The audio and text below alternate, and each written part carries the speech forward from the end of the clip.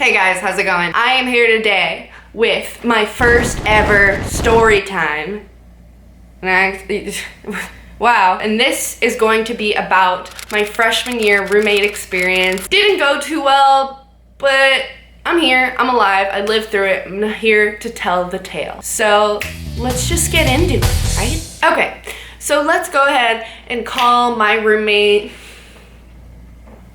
Kayla. So Kayla, basically week 3 of us living together, we had not really talked that much. She took 2 full weeks, I think, to actually move in because she was staying at a hotel and just slowly moving her stuff in. Because of that, we never really became very close because it was just kind of this awkward, like she was coming in and out, whatever. So we were not close at all, but she was very nice. I was very nice. It was fine. So 3 weeks in, this boy just starts showing up and I was like, okay, cool, yeah, whatever. Like I have people coming over, like it's fine. I would notice that he would start off, like he would stay very late and to the point where like I was going to bed and he was still there and I was like, okay, whatever, like I don't really give a shit, like do your thing. He would start off by sitting on the floor while she was laying in bed and just like talking to her. Mind you, everything they were saying was in Korean, so like there was no context for me. I was just like, okay. And then slowly he would get like a little bit closer to until like a week later he was finally like sitting on the bed with her and I was like, oh my god, thank god, like shoot your shot, man, let's go. Finally, yeah, he would sleep in the bed with her and then next thing I knew he was spending the night and I was like, okay, whatever, like I don't really care, like nothing frisky is going on while I'm here, so like I couldn't give 2 shits really. It happened that one day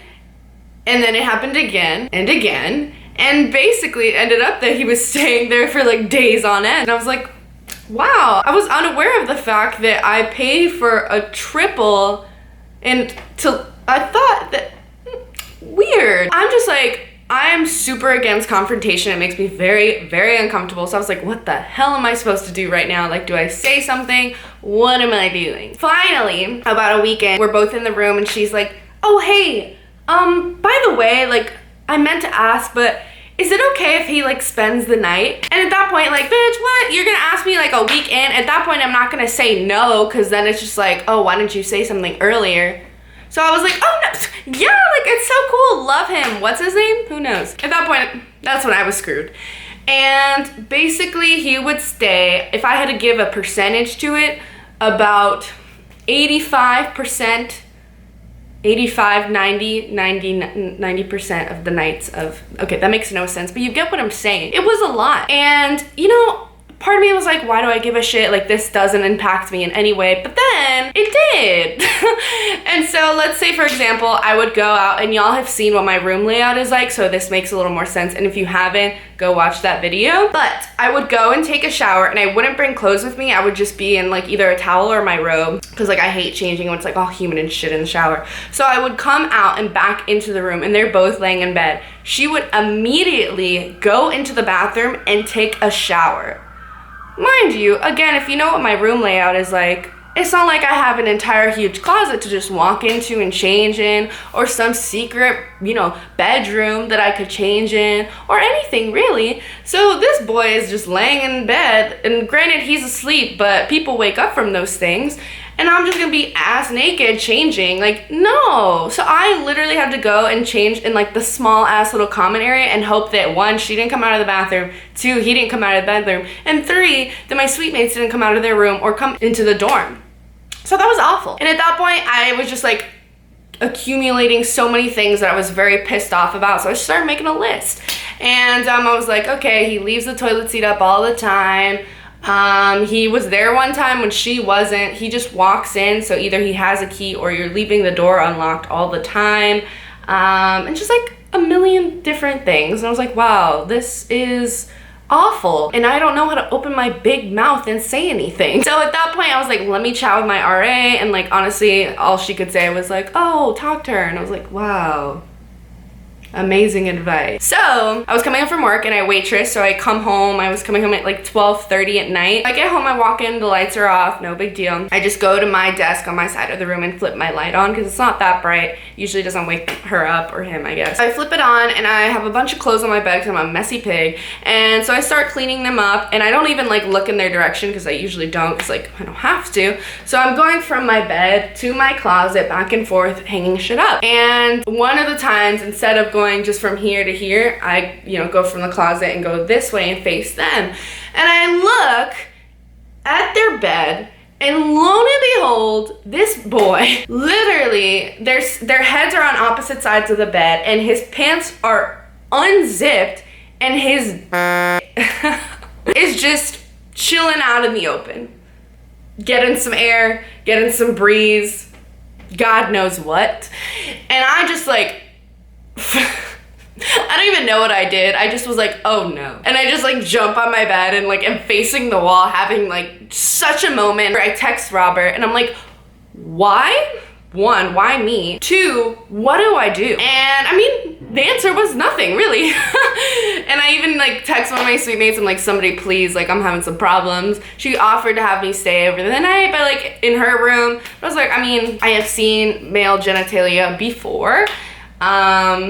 I've already saw it, so doesn't really make a difference. I'm just gonna take my ass to bed now.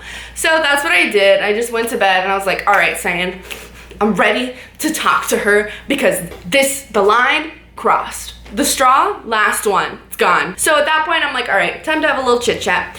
So I text her the next day, I leave for class. I'm like, hey, Kayla, can we have a little chatty poo? And she was like, yeah, is everything okay? I was like, oh great, yeah, please, like, just come home so we could talk. That night, we finally have time to talk, and it's super awkward because I'm sitting on my bed and she's sitting like feet away from her on her bed, and it was just an uncomfortable environment. And I had my list ready and I was like, okay, so I got a little situation here. Basically, I'm a little uncomfy for all of these reasons, and I listed everything off in a very, very polite way, and I was like, this bothers me because I feel like I have no privacy, and I feel like, and it wasn't like, your boyfriend is annoying as shit, please break up with him or make him leave. So she was very nice about everything. She's like, oh my god, yeah, of course, like I'm so sorry, like I didn't think about that, and I understood that, so I was like, yeah, no problem, great. And then I had to tell her what happened the night before because I wasn't about having this happen again. So I was like, all right, girl, I literally said this, I was like, we're gonna make it through this moment, but it's gonna be really awkward for a second or two. And I'm more uncomfortable than she is. She's just like, what is wrong with this bitch? Like, is she okay? I don't know. And I'm just like, yeah, so what had happened was I came home and I told her what happened. Is this about to be so awkward? I don't know. And she just starts laughing. Oh, Lord, okay, great. I'm so funny. She's like, oh my god, like I'm so sorry, like he does weird things in his sleep sometimes, this and this and that. And I was like, yeah, okay, just make sure the guy's wearing a belt next time, something, I don't know. And at that point I was like, well, this is a time to ask if he can, sleep in his own bed every now and again. And so yeah, I did that. And basically, we agreed that he would stay every other day, or just 3 times a week or something like that, which still sucked because that's not what I paid for. So yeah, then it was just really awkward the next time he came because I was wearing a robe because I just got out of the shower, and he was so uncomfortable. He was like, oh, sorry, and just ran out. And I was like, relax, it's fine. This is just weird now. But anyway, yeah, and though Kayla and let's call him Jack will probably get married or something. They're hanging out back in back home now and stuff, and they're cute, but it just wasn't something I wanted to see progress in that, kind of depth, I think. So hopefully I'll be invited to the wedding, and I can give a toast and tell this whole story and then leave. So yeah, that is my roommate story. It was awful, honestly. I hated every second of it, but it could have been worse. I always kept that in mind, but also it could have been better. So there's that. Moral of the story, open communication. Don't be afraid of confrontation as long as you're nice about it. And just set some expectations from the get-go. I should have been like, hey, I don't want to see your boyfriend's genitalia. No thank you. But I didn't. So here we are. But it's okay. I moved out. Everything's fine. I'll never see her again, I'm sure. She was really nice though, so it wasn't I've heard horror stories where people are getting stuck with assholes. That wasn't the case. So that's it for me. If you guys have any video requests, as always, leave them in the comment section. Any questions you have about roommates. But other than that, guys, subscribe, follow me on social media, and I will see you guys in my next video. Bye.